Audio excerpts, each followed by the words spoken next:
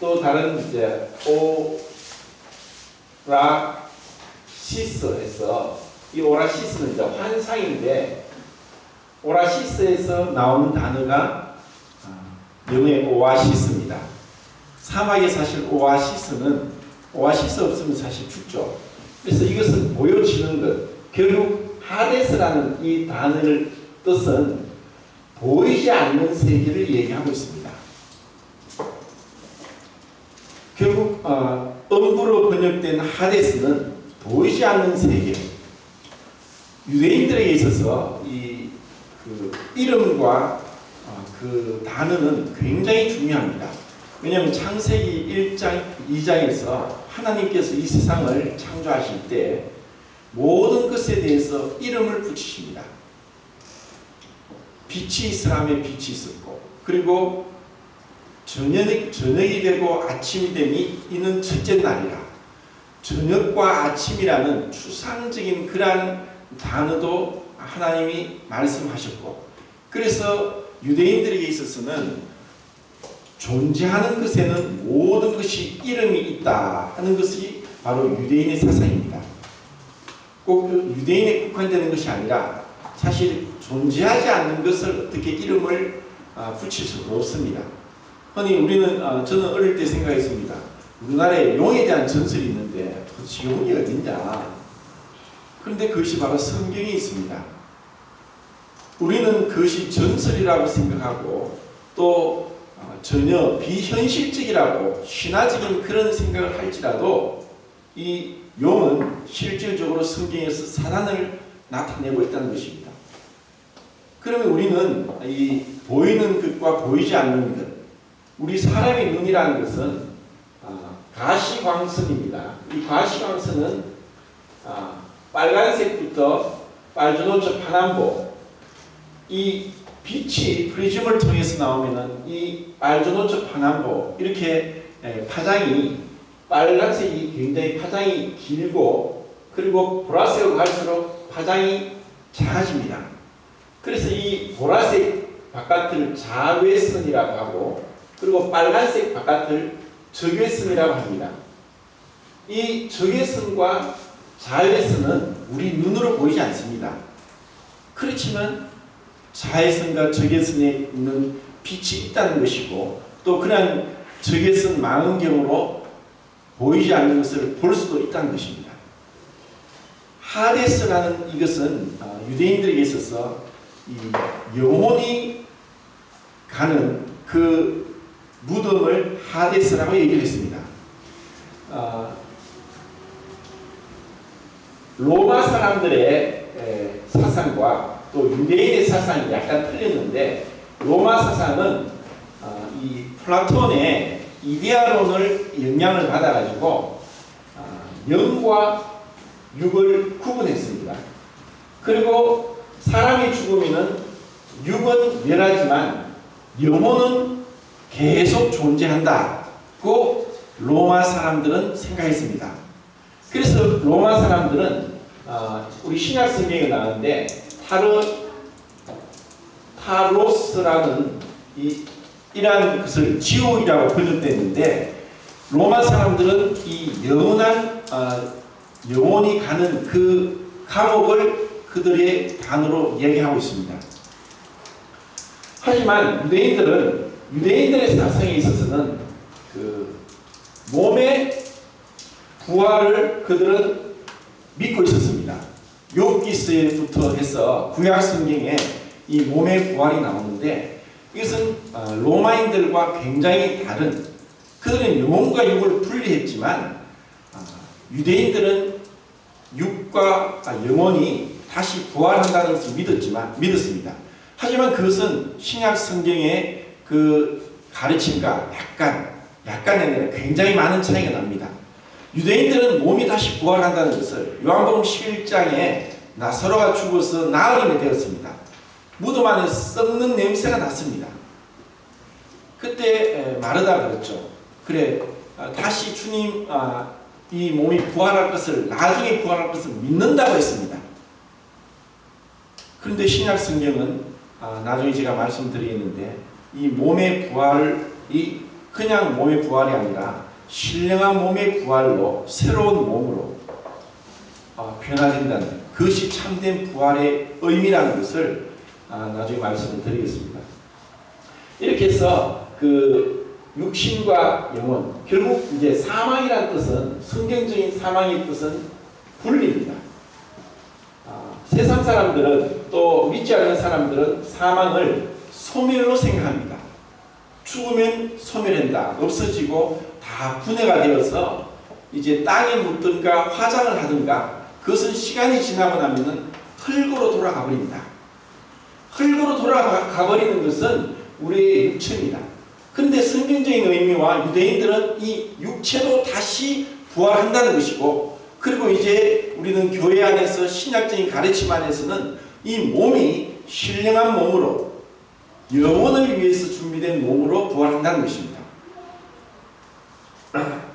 이렇게 그러면 이 사망이 영혼과 육체가 이렇게 분리되어서 이 영혼이 하데스, 보이지 않는 곳으로 가게 되는 가운데, 그러면 이렇게 가서 왜 이렇게 분리가 되어야 되고, 언제까지 이것이 또 대기되어야 되고, 그리고 언제 다시 하나님 앞에 이것이 생명의 부활과 심판의 부활, 성경 보면은 부활을 이렇게 하나 구분하면 7가지로 구분할 수 있는데, 우선 그렇게 하면 복잡해지니까 생명의 부활과 심판의 부활, 믿는 자와 믿지 않는 부활자의 부활은 그냥 영혼만 가는 것이 아니라 우리의 몸이 영원한 가운데서 그 지내도록 이 일시적인 이 육체가 이 생명과 심판의 부활 가운데 다시 영혼과 합쳐지는 것이 심판입니다.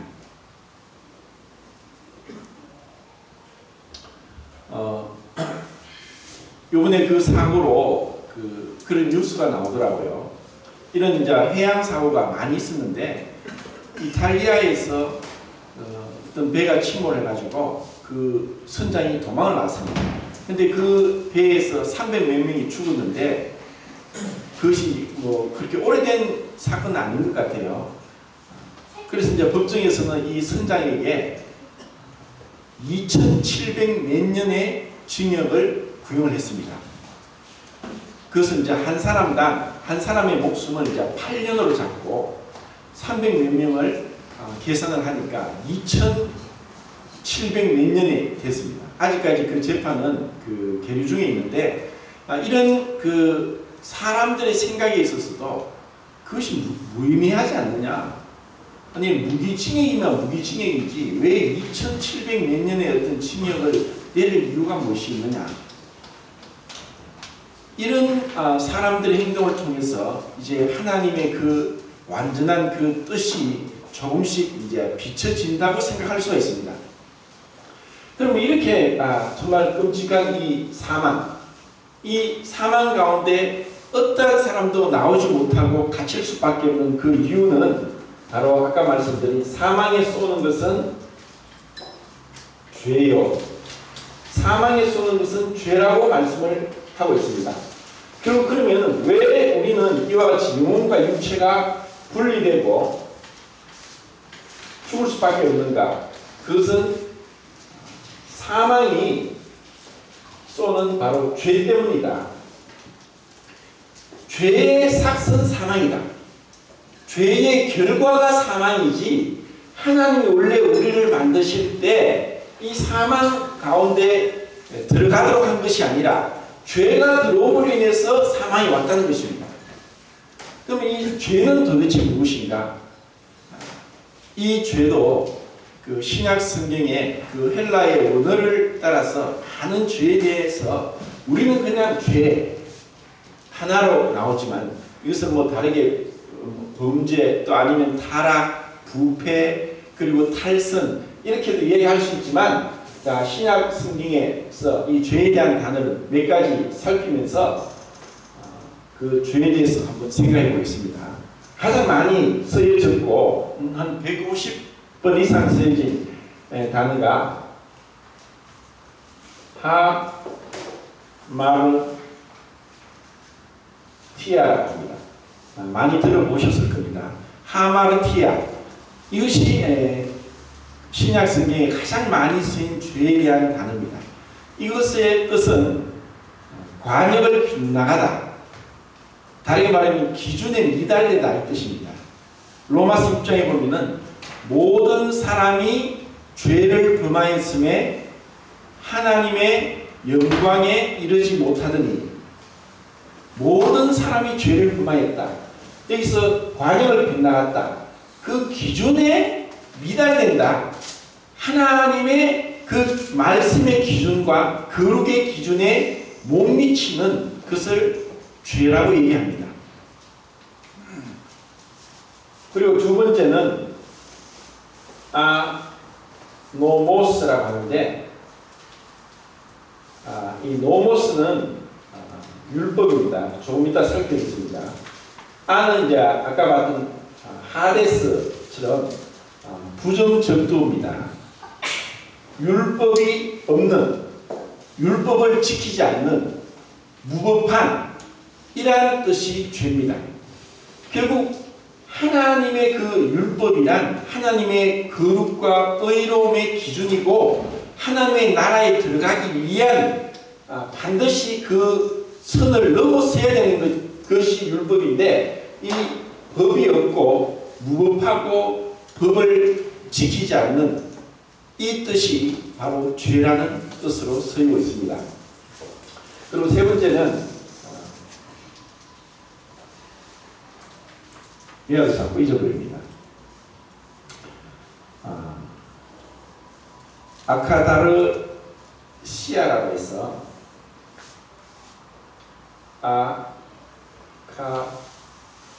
아카다르시아라고 해서 이것은 불결한, 더러운 이란 뜻이 이 아카다르디아라고 쓰여 있습니다.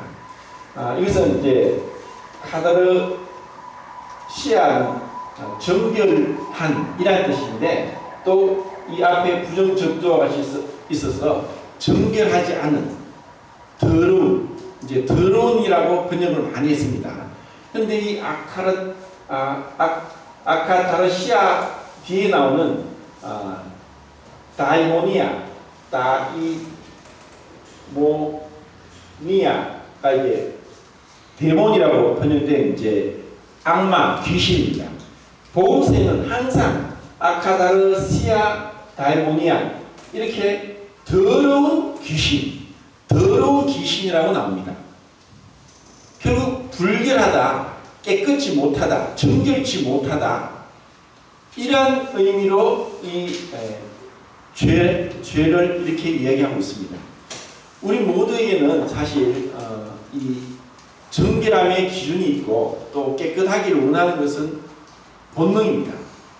만약에 나이가 들었어도 이렇게 공적인 자리에 모이는데 세수도 하지 않고 머리도 감지 않고 옷도 빨지 않고 목욕도 하지 않고 그런 가운데 온다면은 남들이 뭐라고 하기 전에 본인 스스로 못 나올 겁니다. 이것이 우리에게 있는 정결함에 대한 그 기준이고, 우리는 본능적으로 깨끗한 것을 좋아하게 되어 있습니다. 그에 비해서 깨끗하지 것을 원치 않는, 깨끗한 것인지 더러운 건지 모르는 그런 짐승을 이제 돼지로 표현을 하고, 그리고 깨끗이 씻었다가 다시 더러운 곳에 뒹군다는 그 돼지란 표현을 이제 베드로 사도는 표현을 하면서 정말 구원받지 못하고 우선은 믿는다고 말을 했지만 다시 돌아가버린, 세상으로 돌아가버리고 죄를 짓는 자들을 이 돼지에 비유를 하고 있습니다. 그리고 네 번째는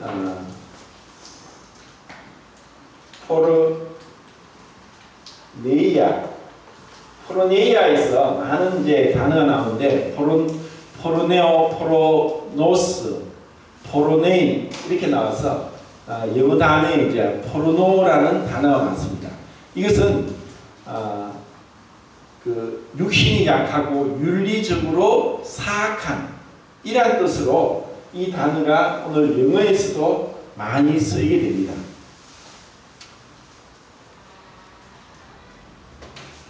그리고 또 하나는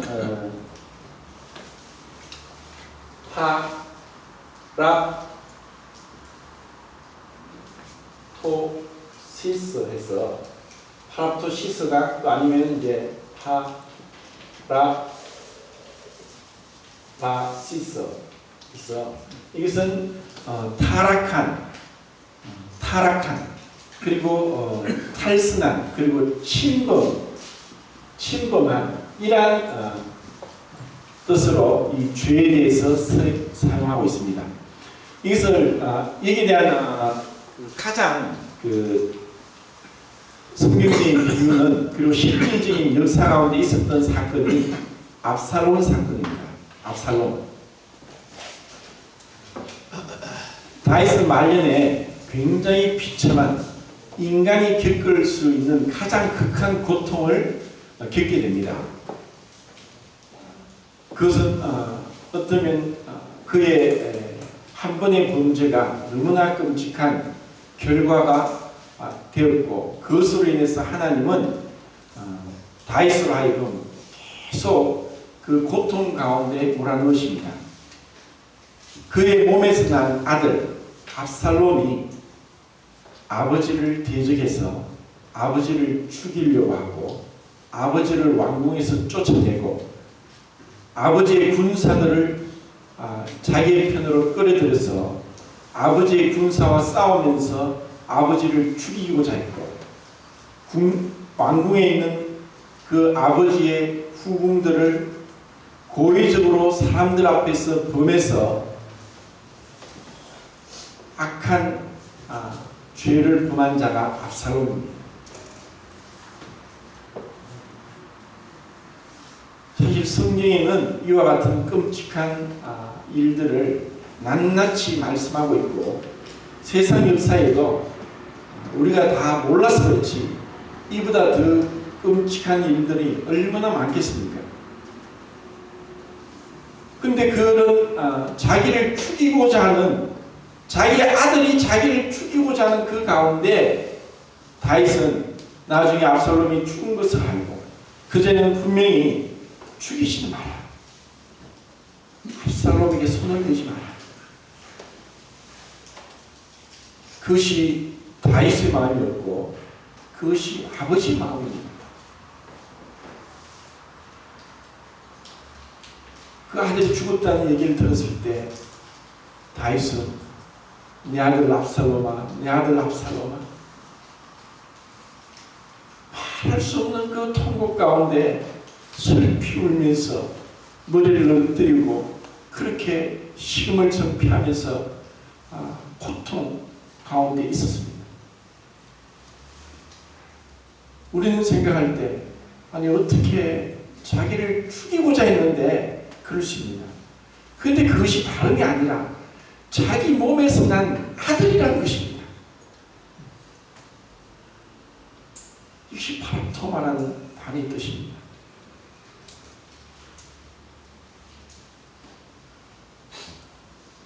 우리는 그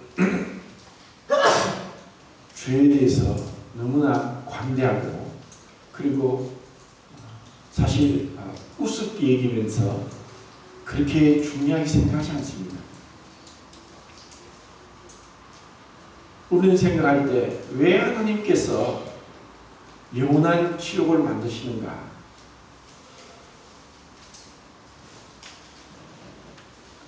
우리는 하나님을 알게 될 때 이 모든 죄는 사망에 서는 것은 죄요. 죄의 권능은 무엇이었습니까? 율법이라고 했습니다. 죄의 힘은 죄가 죄되게 하고 왜 그 죄가 그렇게 더 무지막지하게 이런 많은 것들을 통해서 그리고 우리 인간 세상 가운데 이 죄가 기본복이 되었고 죄가 관영했고 어려서부터 생각이 악하고 이런 악하고 더럽고 불결하고 타락한 이런 죄를 범한 우리 인생들이 하나님의 그 율법과 하나님의 그 거룩함을 알게 될 때 마땅히 우리가 주님 앞에 죽을 수밖에 없다는 것을 알게 되는 것입니다. 여기서도 제가 종교 역사를 계속 나름대로 공부를 하면서 너무나 끔찍한 잘못된 그러한 그 분별이 이제 교회사 안에 들어왔는데, 중세 시대에 잘 아는 토마스 아퀴나스는 신학 대전을 서면서 13세기부터 로마 가톨릭의 오늘날까지 그의 사상이, 그리고 이 토마스 아퀴나스의 그 사상을 스콜라 철학이라고 합니다. 다만 이 사람은 신학자고, 하지만 성경 안에서 어떤 진리를 발견하고 했던 것이 이제 중세 시대의 스콜라 철학에까지 영향을 미치게 됩니다. 이의 근본은 아까 말씀한 플라톤의 이데아론을 성경적으로 받아들이면서 성경적으로 해석을 하는데 참 오류가 생기게 됩니다. 그리고 오늘날 왜 가톨릭이 저렇게 계속 온갖 이방 종교를 끌어들여서 분명히 우리와 같은 성경을 보고 있고 우리와 같은 하나님과 예수님을, 성령님을 믿고 있음에도 불구하고 왜 가톨릭이 저렇게 변질되었느냐, 이 부분에 대해서 제가 살펴보기는 이 토마스 아퀴나스의 이 잘못된 분별이 있지 않나, 이거를 디프라이브와 디프레이브로 이제 말씀드리겠습니다.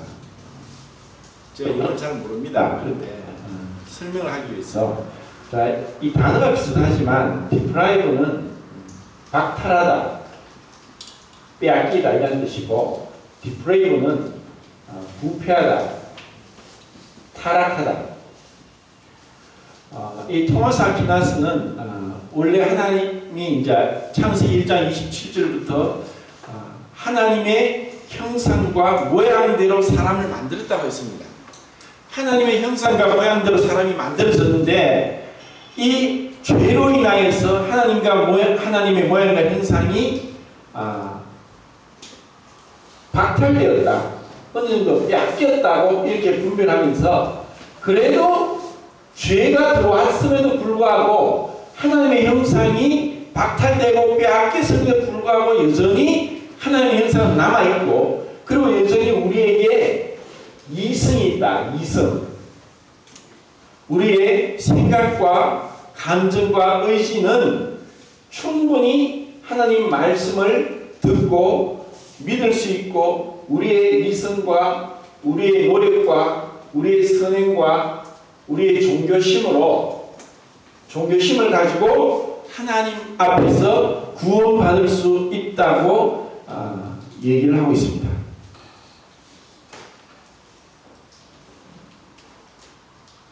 이게 무엇이 잘못됐습니까?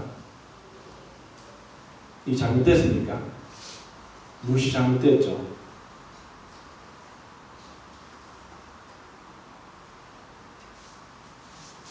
그런데 성경에서는 이 디프라이브가 아니라 디프레이브다. 그래서 종교개혁이 일어날 때 그들의 사상은 토탈 디프레버티, 이것을 전적 타락을 얘기합니다.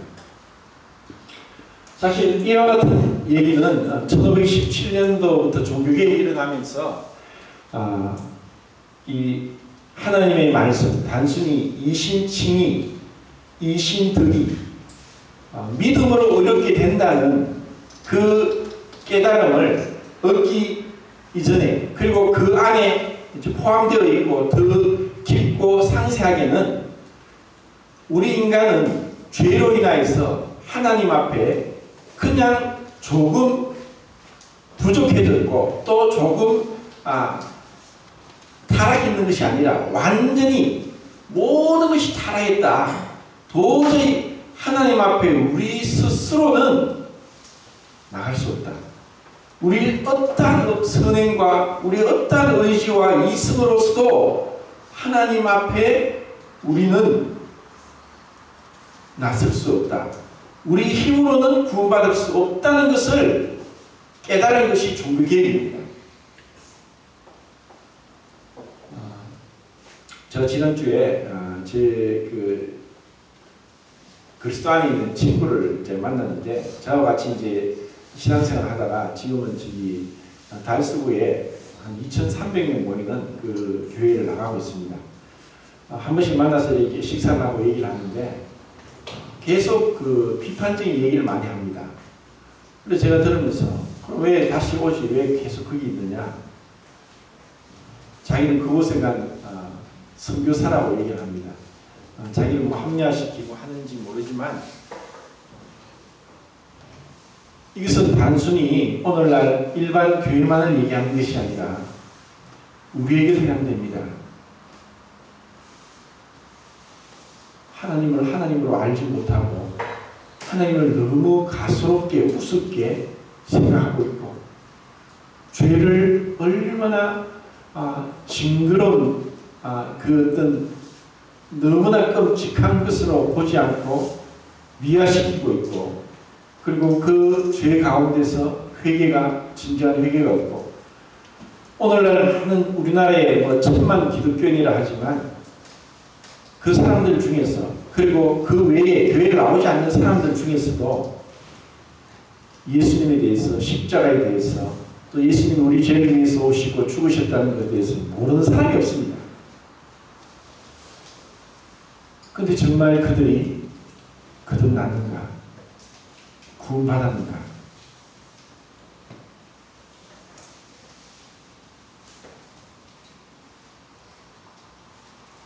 단순히 어떤 지식적으로 동의함으로 인해서 그래, 나는 믿으니까 천국 간다, 이렇게 이제 쉽게 생각할 수 있습니다. 그런데 정말 믿었다면은 믿었다는 그 의미는 성경에서 두 가지 단어를 쓰고 있습니다. 뭐냐, 믿음이 이제 피스토스라고 해서 그 믿음을 얘기하기 전에, 그 믿기 전에 먼저 아노덴이라는 단어와 하림 게네시아 해서 이 두 단어를 통해서 믿음이 주어진다. 우리가 믿기 전에 먼저 아노덴과 하림 게네시아가 있어야만 믿을 수 있다고 얘기를 합니다. 근데 지금 많은 사람들이 믿는다 말을 하면서 정말 그들의 삶 가운데 믿는 하나님의 자녀의 모습, 그리스도의 모습이 없고 그냥 지적인 동의는 하고 머릿속으로 믿고 있지만 그들은 여전히 부패하고 타락되어 죄를 짓고 있고, 그리고 하나님을 노역시게 하고 있고 하나님의 진노와 심판을 받을 수밖에 없다는 것을 모르고 있다는 것입니다. 그래서 교회는 지금, 기독교는 말할 수 없이 타락되었고, 원래 하나님이 우리에게 주신 이 참된 순수한 믿음과 이 하나님에 대한 그 거룩함에 대한 열정을 잃어버리고 있고 세상의 세속된 가운데, 인본주의 가운데 흘러가고 있습니다. 그냥 교회 가면은 복 받는다, 기도해라, 네 영혼이 잘된 같이 네가 범사에 잘 되기를 원한다. 오로지 부처 앞에서 복 받기를 빌다가 이제는 십자가 밑에서 복 받기를 빌고 있는 그런 상황 가운데 있고, 예수님이 그 게hen나라는 단어를 쓰시는데, 이 게hen나입니다. 이것은 이제 지옥으로 번역하는데, 예수님이 이 게hen나라는 단어 11번을 썼습니다. 그리고 야고보서 3장 6절에 불못이라고 야고보가 이 단어를 썼다 12번이 나옵니다. 예수님께서 지옥에 대해서 가장 많이 말씀하셨습니다. 우리는 우리 인간적인 기준으로 어떻게 사랑의 하나님이 그런 영원한 지옥을 만들 수가 있는가? 근데 원래 이 게hen나는 마귀와 그 사자들, 더러운 귀신들을 위해서 만든 것이 바로 이 지옥입니다. 그리고 눈에는 보이지 않지만 이 악한 마귀가 계속 우리를 죄짓게 하면서 하나님 가까이 가지 못하게 합니다. 이것은 구원받은 우리 그리스도인들에게도 동일하게 적용되고 있습니다. 우리의 의, 이것은 구제, 기도, 금식, 마태복음 6장에 나오는 우리의 의와 자기 만족, 자기 자랑, 이것은 이미 우리가 구원받았음에도 불구하고 주님 앞에 갈 때까지 내가 드러나기를 원하고 자랑하기를 원하고 내 말과 내 입지가 자꾸 높아지기를 원하고 그리고 다른 사람들에 대해서 무시하고 판단하는 이와 같은 것들이 끊임없이 일어나고 있습니다. 이 아노덴이라는 것은 원래 뜻은 위로부터입니다. 이것은 장소에서 예수님이 십자가에 돌아가실 때 7가지 기적이 일어납니다. 그 중에 하나가 성소휘장은 성소와 지성소를 사이에 있는 휘장입니다. 그 성소휘장의 높이는 10규빗입니다. 그것은 5m입니다. 그 두꺼운 그 휘장이 위에서부터 아래까지 찢어졌습니다. 그 단어를 마태복음과 마가복음의 위로부터 할 때 아노덴이라고 쓰고 있습니다. 그리고 요한복음 3장에서 두 번은 거듭나다라고 번역되어 있고 한 번은 위로부터 태어난, 위로부터 오신 이는 하고 예수님에 대해서 말씀하고 있습니다. 그리고 이와 같은 끔찍한 도저히 우리 스스로 헤어날 수 없는 사망과 죄의 법에서 우리를 헤어나게 하는 것은 바로 이런 새로운 출생, New Birth, 그리고 Regeneration입니다. 완전히 우리가 다시 어린아이가 태어나듯이 다시 태어나는 것. 그럼 하나님의 능력으로, 그분의 은혜로, 그리고 그분의 은혜를 믿음으로 우리를 이렇게 거듭나게 하는 것입니다. 이것이 바로 이런 거듭났을 때 우리에게는 믿음이 주어집니다. 그러고 나서 그 믿음을 가지고 나서 우리는 정말 죄가 무엇인지 알게 됩니다. 왜 우리가 부활절을 1년에 한 번 지키지 않느냐?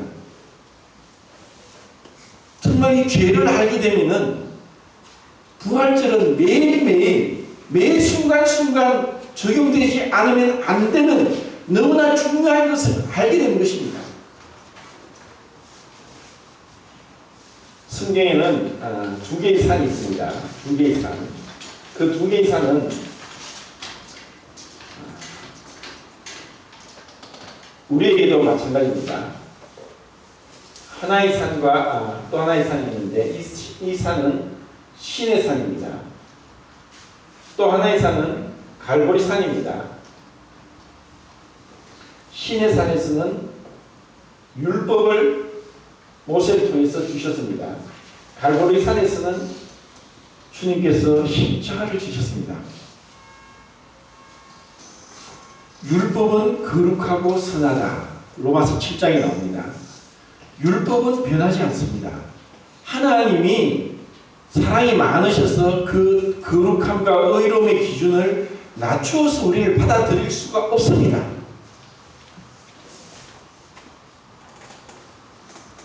우리 사람에게 있어서도 그런 얘기하죠. 불명예를 택하느니 차라리 죽음을 택하겠다. 불명예가 무엇이냐? 차라리 죽음보다 더 못한 것, 자기의 이름이 욕되게 되고 자기의 명예가 실추되는 것은 차라리 내가 죽는 것이 낫다고 하면서 죽음을 택했던 많은 사람들이 있었습니다. 그 사람들이 정신병자입니까? 정말 우리말로 미쳤습니까?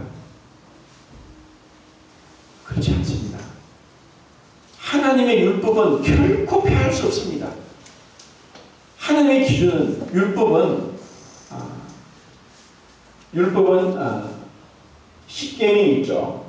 8개 계명은 하지 마라. 2개 계명은 하라.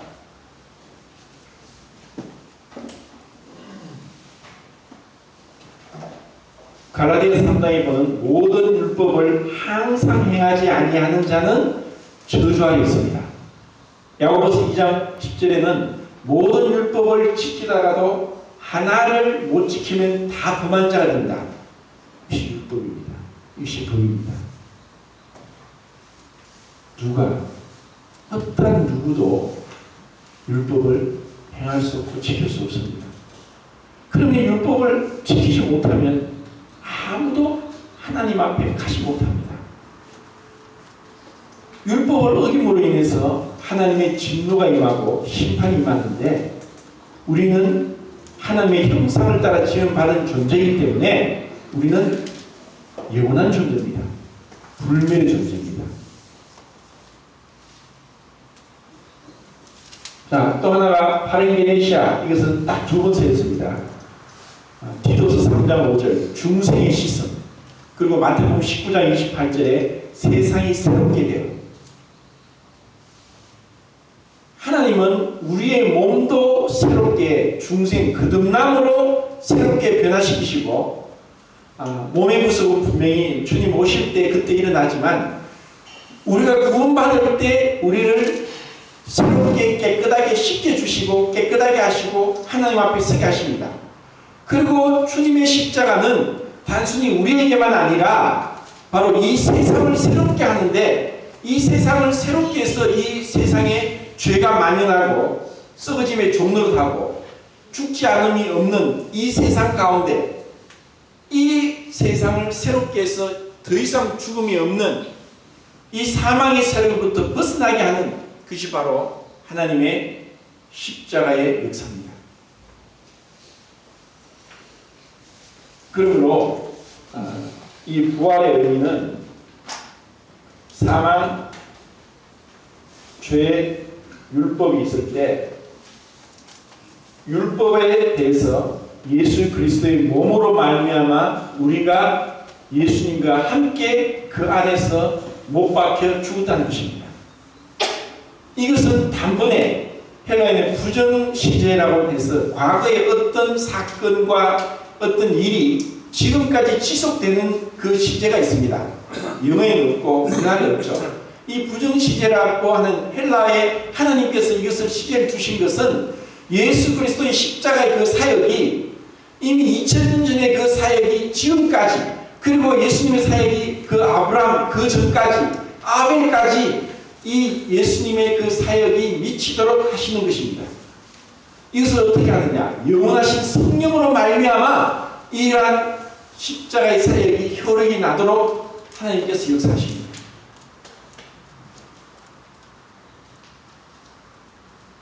그래서 우리가 예수님이 단순히 내 죄를 위해 죽으셨다는 것 그것만이 아니라 바로 이 죄에 대한 아까 말한 5가지 그리고 이 율법에 대해서 분명한 기준 도저히 우리는 그 율법을 지킬 수 없는 이러한 자를 예수님의 몸과 함께 죽이신 것입니다. 그것이 이 율법 안에서 죽음을 당한 그것을 신약성경에는 침례로 표현하고 있습니다. 이것은 너무나 놀라운 상징입니다. 그냥 머리에 물 뿌려가지고 세를 받는 것이 아니라 내가 예수와 함께 죽었다. 우리가 알거니와 우리 옛사람이 예수와 함께 십자가에 못 박혀 죽음은 우리 죄의 몸이 미라에 다시는 죄에게 종노릇하지 아니하기 위해서 로마서 6장에 그 말씀을 하고 있습니다. 우리는 예수님과 함께 십자가에 못 박혀 죽은 자입니다. 그리고 하나님 그렇게 하셨습니다. 그리고 우리는 그것을 지금 믿음으로 내 안에 이기심이 나오고 교만이 나오고 판단하는 마음이 나오고 태만이 나오고 그리고 거짓되고 음란하고 악한 것이 나올 때 주님 내가 그리스도와 함께 십자가에 못 박혔습니다. 그리고 내 자신을 내 몸을 의의 병기로 하나님께 드리는 것입니다. 결국 부활은 죽음이 있어야지 부활이 있습니다. 죽지 않고 부활은 아닙니다. 죽음 이후에 죽음 가운데서 살아나는 것이 부활입니다.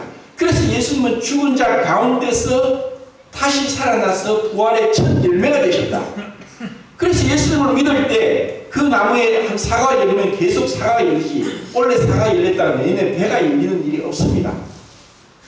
예수님이 죽은 자 가운데서 다시 살아나서 그 몸이 신령한 몸으로 바뀐 그것은 바로 우리로 하여금 참된 소망이 되게 하고, 그리고 그 주님의 부활이 매일 순간 우리에게 역사되어서 이제 우리로 하여금 부활의 생명을 누리도록 하는 것이 참된 부활의 의미라는 것입니다.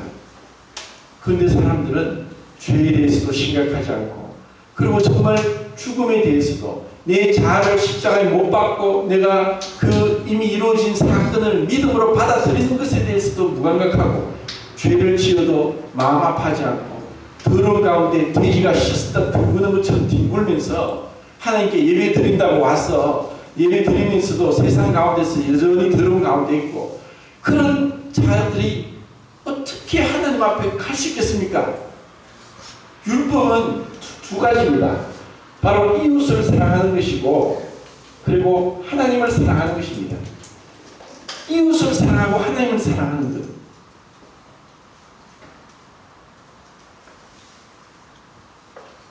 거듭난 자와 중생한 자는 바로 이와 같은 그리스도를 닮는데, 그 그리스도를 닮는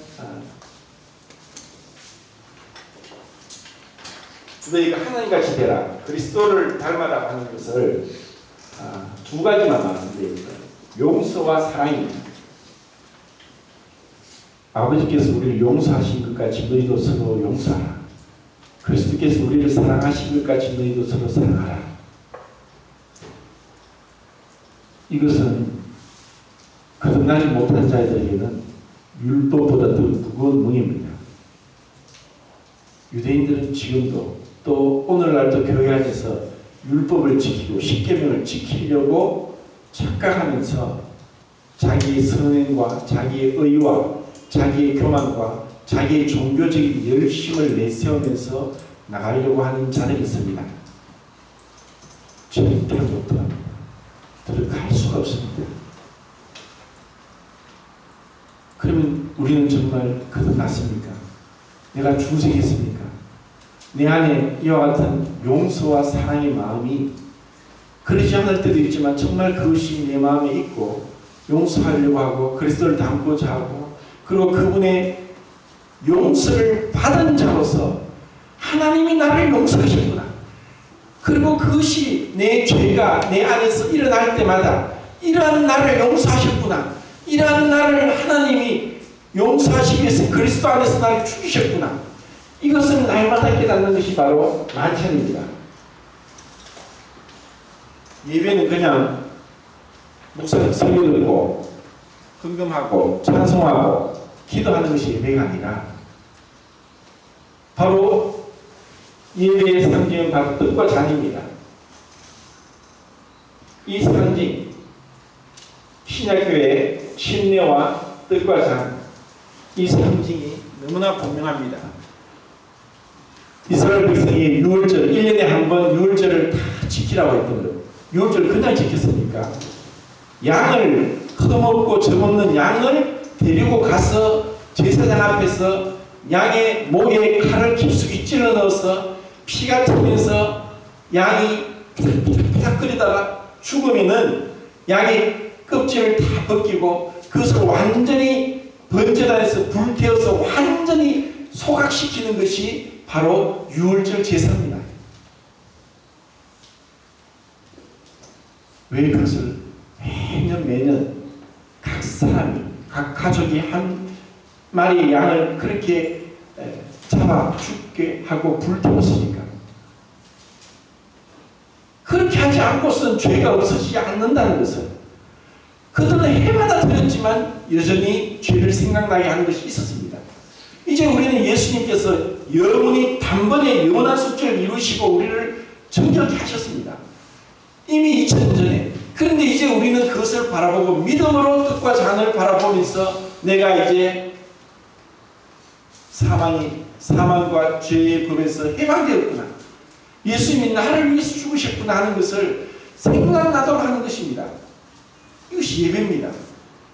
근데 우리가 이런 죄에 대해서, 주님의 다시 오심에 대해서, 부활에 대해서 깊이 생각지 않고 너무나 많은 세상적인 일에 내 자신의 어떤 쾌락과 내 자신의 욕망과 내 자신의 이상과 계획에서 사로잡혀서 몰입이 안 됩니다.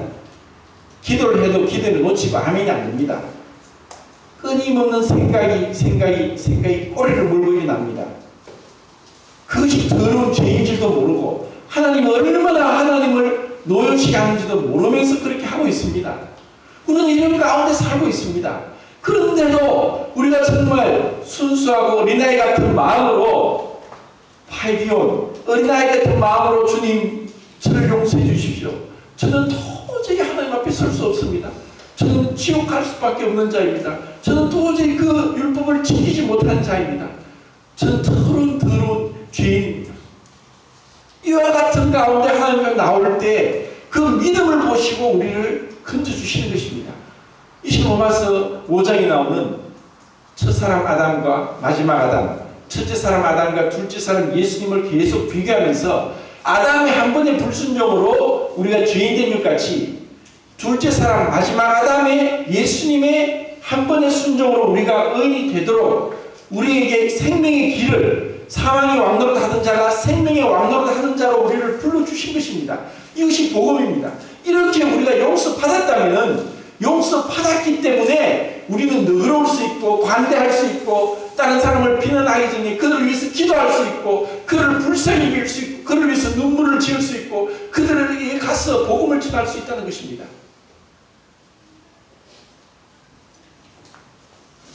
아까 하말티아라는 단어에 파생된 단어가 있습니다.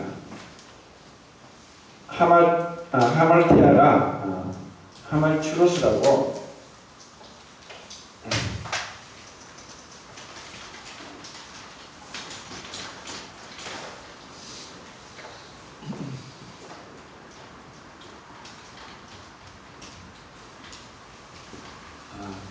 관행에 비난하는데 이것은 증거하지 않는 이러한 단어입니다. 결국 하나님은 우리에게 구약에는 10계명이 있었고 10계명을 풀면 613가지 법이 있고 365가지 하지 말라는 법과 248가지 하라는 법이 있습니다. 신약에 와서는 이제 그리스도의 법 아래에 우리가 있습니다.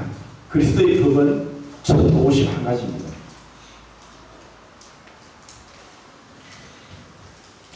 그리스도 우리가 못 지킵니다. 다만 믿음으로 부활은 결국 주님의 십자가의 죽음을 내 안에 적용시키고 그분의 생명이 나를 통해서 나타나게 하는 것, 이것이 진정한 부활입니다. 이것은 우리 모두가 주님 앞에 갈 때까지 믿음으로 주님과 연합해서 함께 죽고 함께 부활해서 함께 살아날 때 그때 이루어지는 그리스도의 생활입니다. 이것이 신앙입니다. 이럴 때 우리는 다른 사람을 용서할 수 있고 사랑할 수 있습니다. 내가 다른 사람을 사랑할 수 있습니까? 사실 내가 내 몸에 난 자식도 사랑하지 못합니다. 내 자신의 이기심과 내 자신의 그 생각과 내 자신의 고민과 문제에 더 많이 사로잡혔기 때문에 정말 내 몸에서 난 자식도 주님이 우리를 위해서 자기를 버리신 것 같은 사랑을 할 수 없는 것이 우리 인간이고 죄악 가운데 사로잡힌 우리라는 것입니다. 그럴 때 우리는 어떻게 되겠습니까? 주님, 저에게 사랑이 없습니다. 주님의 사랑이 저를 통해 나타나게 하십시오. 그게 고린도전서 1장 31절이니까 그리스도께서 우리에게 의로움과 거룩함과 구속함이 되셨다. 우리 안에서 그분의 생명이 사라지는 것, 내게 사는 것이 그리스도니 그분의 생명이 사라지도록 하는 것이 바로 부활의 삶입니다. 예수님의 제자들은 주님의 부활을 목격했습니다. 직접 눈으로 목격했습니다. 같이 음식을 먹었습니다. 그리고 예수님과 대화를 했습니다. 도마는 예수님의 그 손에 못자국과 옆구리의 장자국에 손가락과 손을 넣었습니다. 그럼에도 도마는 다시 고개를 잡으러 갔고 그리고 세상 가운데서 그냥 믿는지 믿지 않는지 구분이 없었습니다. 그러나 그들에게 정말 성령의 충만하심으로 그들이 없어지고 그 안에 그리스도가 나타났을 때 그들은 몸의 부활을 전했고 그리스도의 부활을 전했고 그들은 주님의 증인이 되었습니다. 자, 하마르티로스라는 이 단어는 증인이 되지 않는, 시간이 많이 흘렀죠.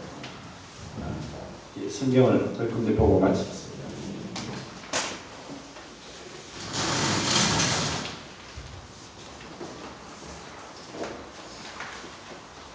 마태복음 28장입니다. 마태복음 28장. 지금 몇 분이죠? 시계가 지금 보여가지고. 시간이 지났네요. 28장을 보고 마치겠습니다.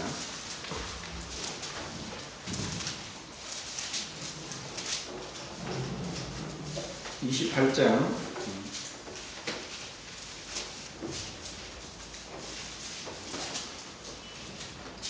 19절부터 20절까지 19절 17절부터 20절까지 같이 읽겠습니다. 시작. 예수께서 나와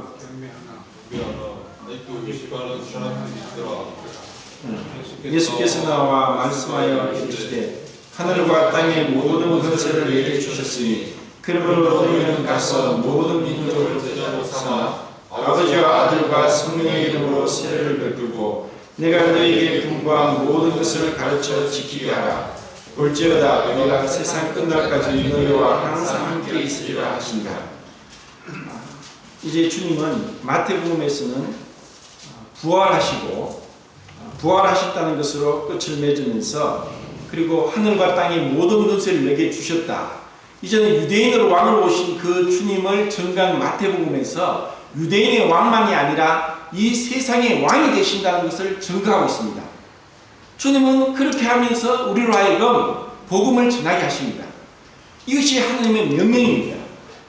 하마르티로스라는 이 전가하지 않는 것은 하나님의 말씀을 어기는 것이고 죄입니다. 우리가 왜 복음을 전해야 되느냐? 이것은 하나님의 명령이기 때문에 그렇습니다. 이번에 그 순영이님이 2주 동안 그 미얀마에 가서 정말 원없이 복음을 전한 것 같아요. 이 땅의 사람들이 너무나 부유하고 너무나 배부르고 부족함이 없으니까 복음을 안 듣습니다. 복음을 전하러 가면 도망가 버립니다. 화를 냅니다. 말도 못 꺼내게 합니다. 근데 지금 못 사는 그 나라에는 복음을 전한다고 하는데 하루 종일 와서 말씀을 듣고 그 40도가 넘는 가운데 선풍기도 없고 에어컨도 없는데 찬양하고 말씀을 듣는데 아침부터 저녁까지 듣고 있습니다. 왜? 마음이 가난하니까. 어린아이 같으니까. 천국은 일한 자의 것이라고 했습니다. 우리가 너무나 부유하고 우리가 너무나 살쪄 있습니다. 그리고 우리 가운데 이 가족들이 주위의 사람들이 죽어가고 있는데 정말 우리는 그냥 그 진도 앞바다에 배가 침몰하면서 그곳에서 숨을 못 쉬고 물을 먹고 죽어가는 그 아이들을 통해서도 가슴이 미어진다면은 그것은 짧은 시간입니다. 3분 5분 고통당하다 죽습니다. 하지만 그것이 끝이 아니라는 것입니다.